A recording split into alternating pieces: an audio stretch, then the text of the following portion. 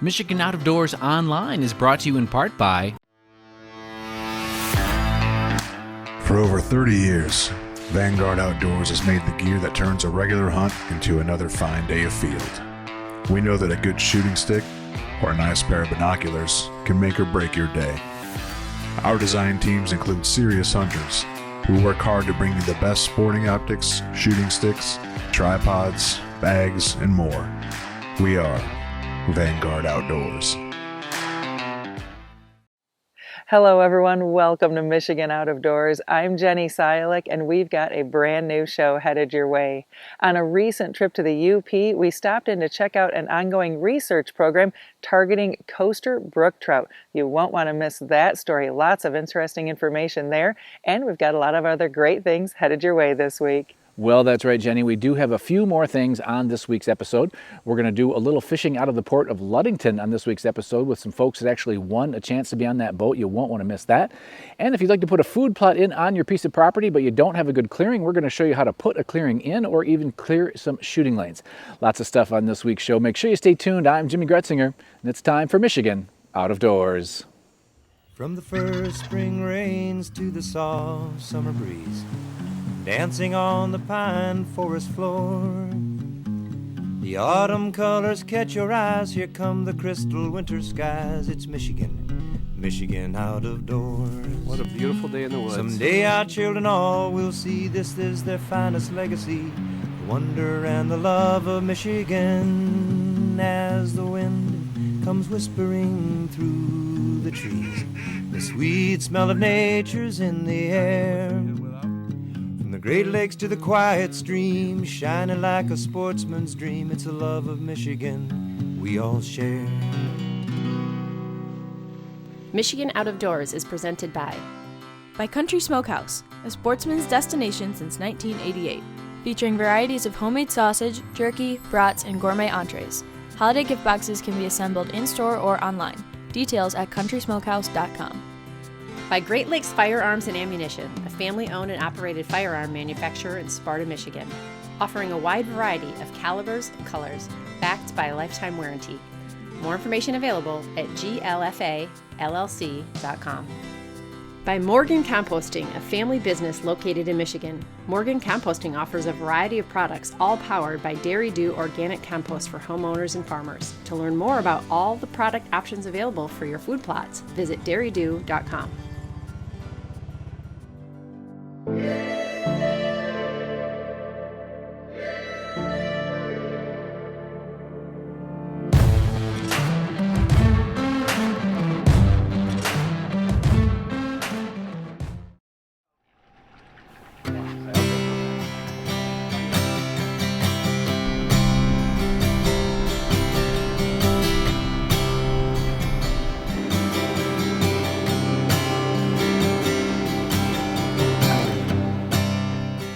A week or so back found me in the town that I grew up in, Ludington, Michigan.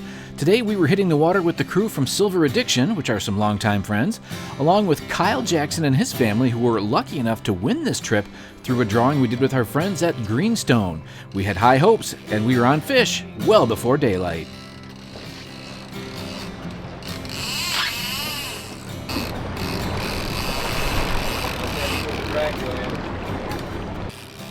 Our crew today was Bo Waite, who's only 19, along with Jillian Colby, who is 15. It's great to see kids learning how to do this big lake fishing. So that fish we just took was on the big white paddle from Green Weaver with a pickled sunshine fly on the back. And then we got boards out, a lot of flashers and flies today. Flashers and flies have been the predominant for bigger fish, so. But then we just brought in a little guy, so. The fishing had been pretty good, and we were on fish right away. Well, Jimmy, we're just a little bit north of Big Sabo. We're in about 152 foot of water. We've actually been fishing this water for the last, I don't know, month and a half. It's been pretty steady. A lot of nice fish in that 12 to 15 pound range. And basically just finding some temp. We got a lot of warm water. We got down 95 feet is still 54 degrees, so we're gonna be going out a little bit to find some colder water and find some bigger fish. That little bit of a storm yesterday kind of blew them around a little bit, so we'll find them. But the fishing's been pretty steady? Yeah, been real good. Nice steady year. Nice class of fish this year. Jay and the DNR have done a good job keeping this thing stocked. So we've got some nice coho around. We've seen some nice 8 to 12 pound coho. So hopefully we can show you guys some of those today. And who's our first mates today? Today in the back of the boat, of course, we got Bo, the deck boss, as always. He's been with us since he's 12, so he's going on his 7th year. And then I've got my niece, Jillian Colby. She's on her 2nd season, getting ready to step up and help out as well. So hopefully they can give these guys a good day. And you kind of let them run the back of the boat, eh? Oh, they get I'm just the ticket on board. I just push the buttons up here and get to pay the bills, you know? You know how that is. But it's really neat to see the young people taking over like they are. It was pretty cool to see a couple of teenagers that really know how to run a big lake boat. How'd you get stuck with all these guys here today? Well, I'm related to one of them. Okay. How'd you get into this whole fishing thing? I just started coming up to visit my great aunt and uncle, and just started hanging out on the boat more, and I started with tournament fishing. And after that, I just fell in love with it. Nice. Here I am. And what do you like about fishing so much? Love being outdoors. Yeah? I love being outside. Nice. It's not something that a ton of people my age, especially girls my age, do, so. Cool. I have to say, between Bo and Jillian, they had this fishing dialed in. Fishing like they do day in and day out, it's pretty impressive how they can stay on the fish. I had Bo explain a little bit about what has been working lately here just north of Ludington. So today we've been running a lot of paddles and flies, primarily white, but any sort of white with tape on it seems to be. Pickle sunshine flies, and we have, I think we got a couple bullfrogs out there too, so pretty much green flies. Okay. Now does that change day to day, or how do you kind of figure out what you're going to run? We try to stay on top of the fish, so it's kind of varied throughout the week. I know if it's gonna go.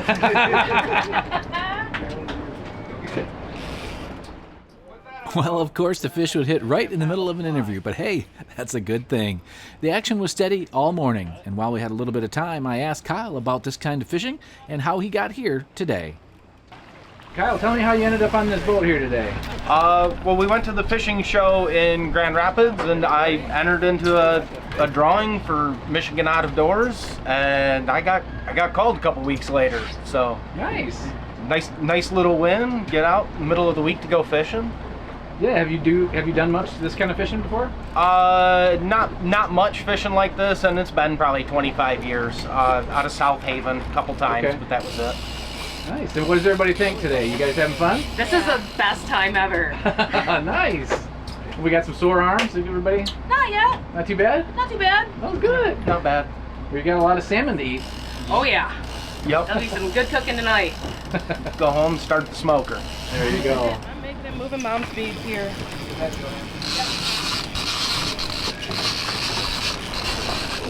Well, actually today's been really good.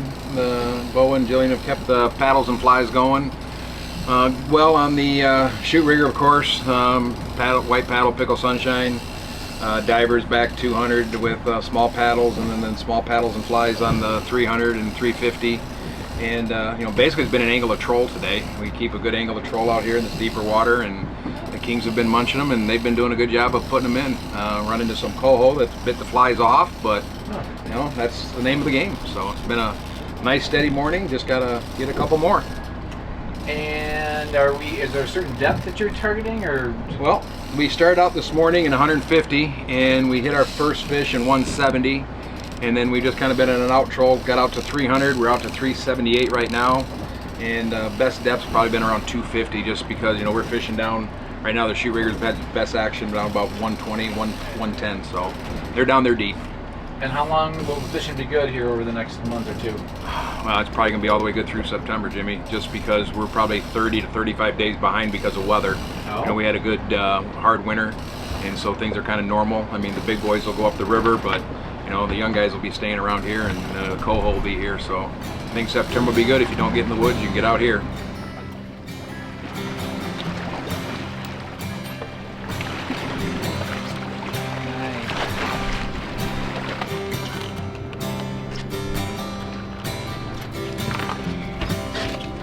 Big one.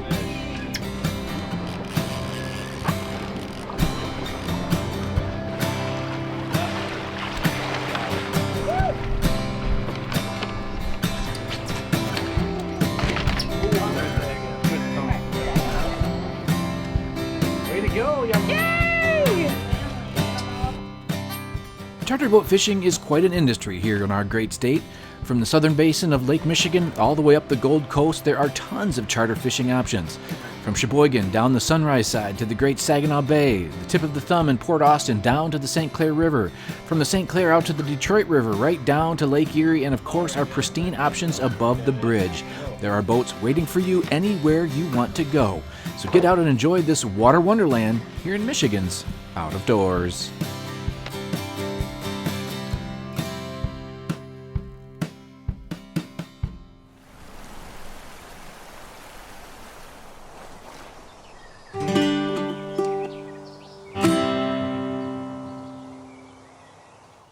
Well, special thanks to everybody that made that trip possible. That was a lot of fun. What we're going to do right now is head above the bridge where Jordan Brown is going to introduce us to some research studies that are being done on the coaster brook trout. Some really interesting stuff up there in the Upper Peninsula.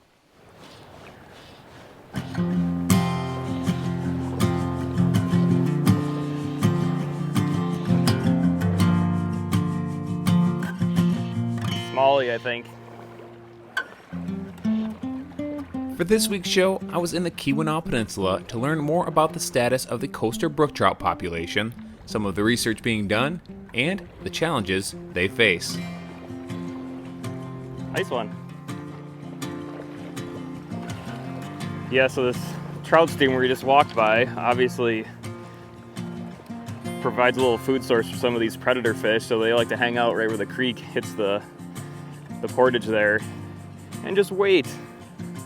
So I brought you out to one of the streams that enters into the Portage Canal here.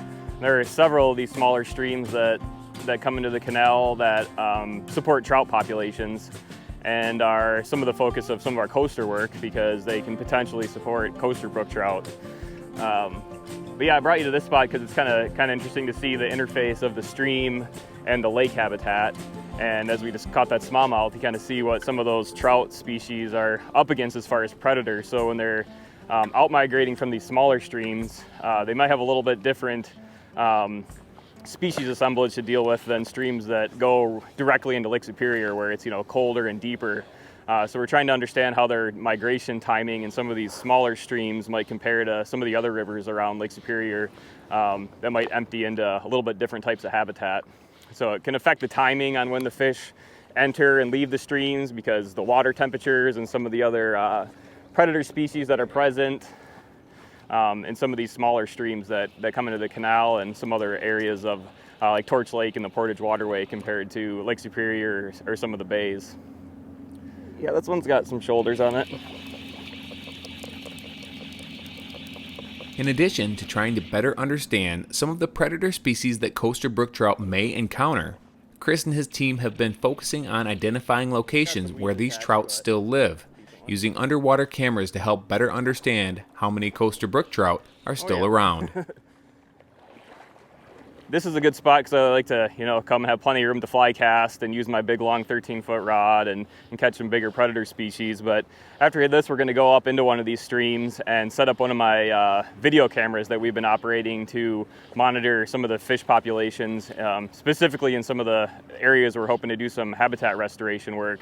Some of these streams have been affected by a flood that we had several years ago, a lot of sedimentation, some invasive grasses that are making the stream bed or stream banks unstable. So we're going to do some work to hopefully remediate some of that and get some of the deep holding pool habitat back.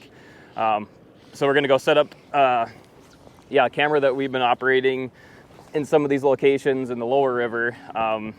Kind of experimental at this point to kind of get an idea of how they work and protocols to have students and helpers, volunteers even, operate these cameras so we can get some information on the fish populations with not a whole lot of effort putting in the cameras. And then we'll try to catch some trout because, that's kind of, for me, what a lot of it's all about, is being able to get out there and enjoy fishing for these fish too.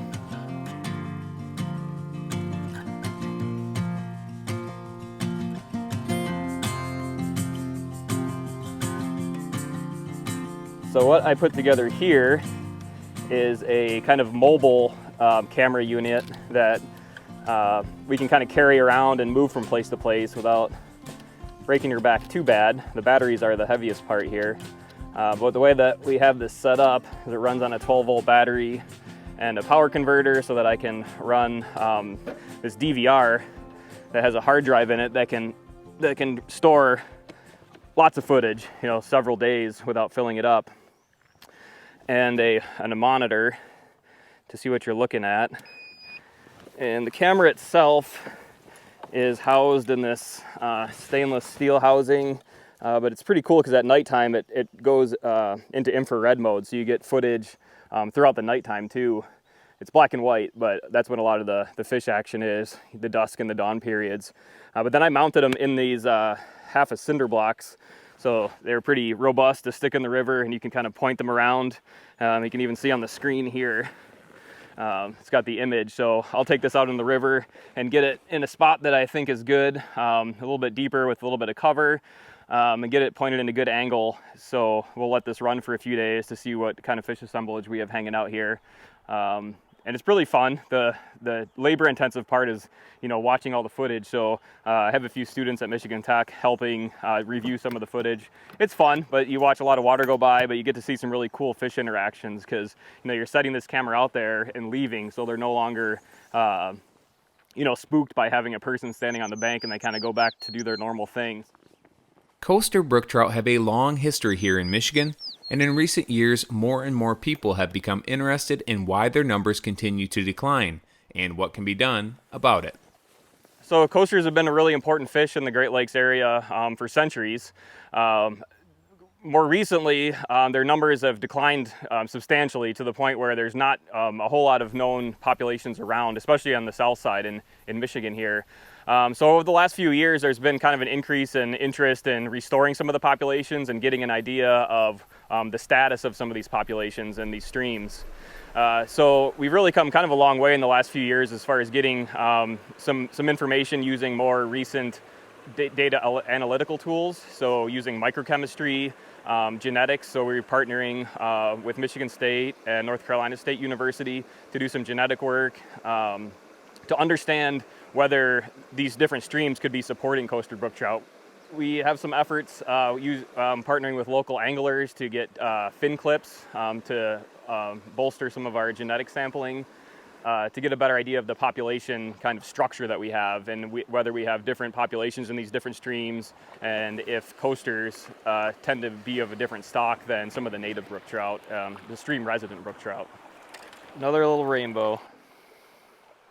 We're hungry. But this is part of the challenge with the coaster rehabilitation. They have a lot of competitors to deal with, like rainbow trout, juvenile steelhead. So they're all competing for the same resources in here. So some of the work we're doing is trying to understand how these both species are able to coexist, and if they're potentially limiting brook trout production and coaster production. Still a pretty fish though. It's been really cool to get some information on some of these streams that we haven't really looked at scientifically for a long time, or maybe even ever. And every time we go out, we learn something more about these fish and their ecosystem that they live in. But ideally, I think we need to put a lot more effort into, you know, the habitat. A lot of the stocking that takes place is great in the short term, but to get something more sustainable that doesn't require inputting fish all the time is to provide the habitat that the fish need to do it on their own. Providing an ecosystem where the fish can live, because it's more about the coaster itself, but getting out to places like this and having a healthy stream is important for a lot of reasons besides fish. But fish are my favorite reason. There's still a lot we don't know about the coaster brook trout population here in Michigan, but hopefully that will change in the coming years. Thanks to Chris for taking us out and for teaching us all a little more about the coaster brook trout. It was a fun day here in the Keweenaw Peninsula.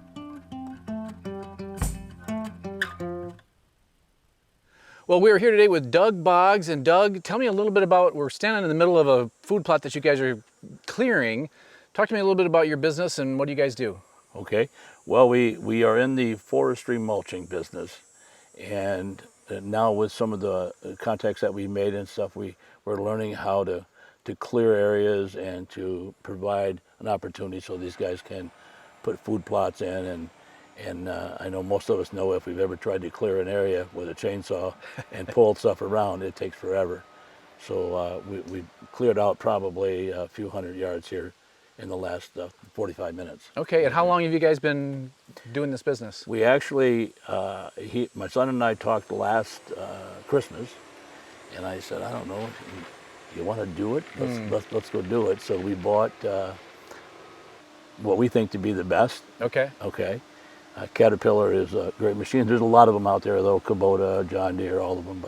But Cat was the best, and the best distribution system. Okay. So no matter where you're at, you're not too far away from a Cat service and dealer. Okay. And so, what kind of clients have you been getting? Is it mostly food plots, or people wanting to put shooting lanes in? Kind of what kind of stuff do you guys offer? So right now, the shooting lanes has been the one that seems to be interested for most people, especially maybe this time of year they're going. Okay. You know, I got to get up there and clear this, but man, I don't know if I can. So we've gotten quite a few calls, and we've done a few jobs. Okay. And now we got a few more lined up. We do try to fill in with additional services, like fence rows for farmers. Okay. You know, they start out being 4 foot wide, and then in 20 years they're 30 feet wide. Okay. So we offer the fact to reclaim that. Okay. And then lastly, there's some pretty nice areas over in horse areas over in Metamora, Michigan. And we've talked a little bit with those people about a forest restoration where we actually go in and take out invasive species. Okay. And then allow these folks who like to watch the animals, to view them, an opportunity to do the same thing that we do, only Okay. different end Well, result. this is pretty brushy in here, and there's quite a few. How big of a tree can you take down? And yeah, so if somebody wanted to clear a spot, do they need to get the big trees out first, or how does that work? Yeah, if you basically, it will take. We recommend that about 8-inch diameter tree. Okay. You know, right in that area. Now, it depends a lot on the type of tree. Gotcha. You know, I mean, if it's a pine tree, we can take a lot more. If people want to take down large trees, maybe 2 foot in diameter, that kind of thing, they need a logging company to do that. Okay. Some of the interest that we've seen from some folks has been, if you log it, their business is the logs, so they only go up high enough, and once they reach branches, they're done. They leave the rest. And then what kind of shape is the ground in once you guys come in and do this? Is it lots of limbs and stuff, or does that get mulched up, or how does that work? Yeah, it kind of depends on the area. If an area is really rocky, we try to be careful about how we can go about 4 to 5 inches below the surface. Okay. So we actually can make it a nice plot area. Okay. And what kind is the clientele mostly east side of the state so far? I know you guys are kind of over this way, but you could go anywhere really in the state. Yeah, and in fact we're kind of looking at Ohio, and maybe a little bit further south this winter. Okay. That might make some sense to those folks. But we love Michigan. That's where our passion is. We have a log cabin in northern Michigan over by Republic. Okay. On a private lake up there, which is way cool. Nice. This happens to be 7 hours away. Okay. Right, but it's beautiful though. So. Well, it's probably fun working with your son too. And kind of a new venture for the two of He you. says to me the other day, we're down in the Capac area, and we're back in the woods, and he says, "Dad, this is it, man. Wow. We're in the woods. Nice. Where else would you want to be besides be out here and work?" Yeah, getting ready for the hunting season. When Doug reached out to us, I was interested to see how easy or hard it is to clear an opening for a food plot or shooting lanes. When you have the right gear, well, it can be much easier. Once it's all done and mulched up, it's pretty impressive. And good luck to all you deer hunters that'll be getting ready to hit the woods in just a few short weeks. Thank you so much for joining us this week for Michigan Out of Doors. Make sure you stay tuned in upcoming weeks. Lots of great things still headed your way as we transition from summer into fall. We'll be heading to Frankfort to try to head out on Lake Michigan with Bob Garner for our annual trip there.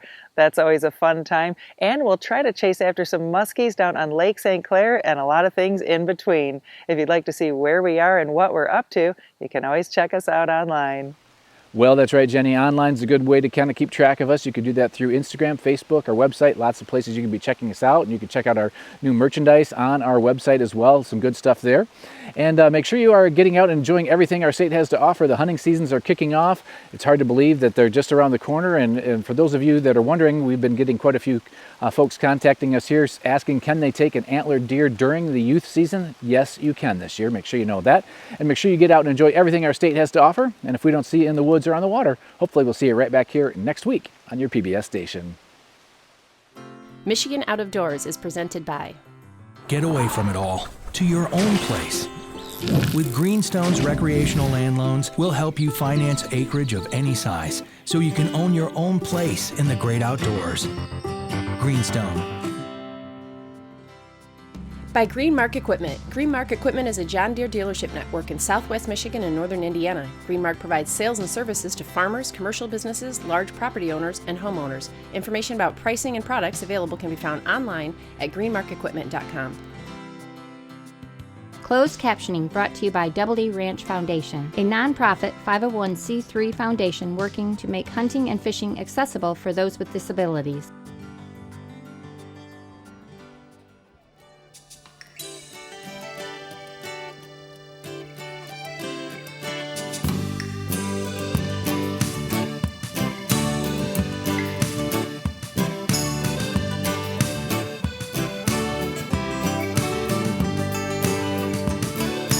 When I wander far away, a dream stays with me night and day. It's the road that leads to my home state. I am a Michigan man. Changing seasons paint the scene like rainbow trout in a hidden stream. The white-tailed deer in the tall pine trees. I am a Michigan man. I am a Michigan man. Ask where I'm from and I'll show you my hands. Lord above, I love this land. I am a Michigan man. From the Keweenaw down to St. Joe, Kalamazoo, east to Monroe, to St. Marie